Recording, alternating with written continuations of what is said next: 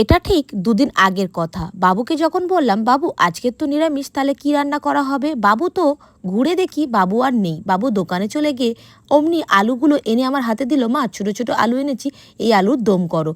তাই আলুগুলো ভালো করে সেদ্ধ করে নিয়েছি আর খোসাটাকে ছাড়িয়ে নিলাম। গ্যাসের উপর একটা প্যান বসিয়ে দিলাম, বেশ কিছুটা সাদা তেল দিয়ে আলুগুলো লাল, লাল করে ভেজে নিলাম। ওই তেলের মধ্যে একটু গোটা গরম মসলা আর হিং ফোড়ন দিয়ে দিলাম। আদা, লঙ্কা বাটা দিয়ে ভালো করে মশলাটাকে কষিয়ে নিলাম। এখানে জিরের গুঁড়ো, হলুদ গুঁড়ো, লঙ্কার গুঁড়ো দিয়ে দিলাম। তোমরা চাইলে এখানে হলুদ গুঁড়োটাকে স্কিপ করতে পারো, তাহলে কালারটা সাদা আলুর দম হবে। যেহেতু হলুদ ছাড়া আমাদের সদবাদের খেতে নেই, তাই আমি একটু হলুদ দিয়েই রান্না করলাম। এবারে ওই যে মশলাটাকে কষানো হয়ে গেছে, সে ভেজে রাখা আলুগুলো দিয়ে দিলাম। অপরদিকে একটা মিক্সিং জারের মধ্যে পোস্ত আর এখানে নিলাম কাজু বাদাম ভালো করে পেস্ট করে নিলাম। তারপর একটু টক দই দিয়ে আবার একটু জল দিয়ে ভালো করে পেস্ট করে সেই পেস্টটা আলুর দমের মধ্যে ঢেলে দিলাম। ভালো মতো কষিয়ে নিয়ে এবারে অল্প একটুখানি জল দিয়ে দেবো। তোমরা চাইলে আলুটার মধ্যে জল নাও দিতে পারো, এইভাবে কষিয়ে কষিয়ে রান্না করে নিতে পারো। আমার যেন মনে হলো একটু জল দিলে গ্রেভিটা বেশ ঢিলা ঢিলা হবে, খেতেও ভালো লাগবে। এদিকে আলুর দমটা বসানো থাকুক, অপরদিকে আবার একটা প্যান নিয়ে নেব আর এদিকে আমি একটু জল দিয়ে আলুটাকে ফুটতে দিয়ে দেবো।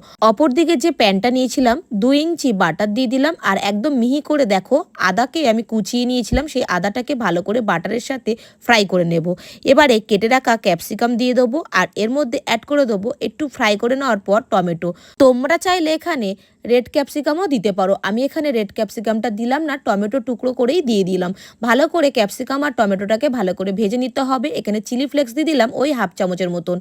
এবারে ভালো করে কষিয়ে নেওয়ার পর, মানে ভাজা ভাজা করে নেওয়ার পর তারপরে ওই আলুর দমের মধ্যে দিয়ে দেবো।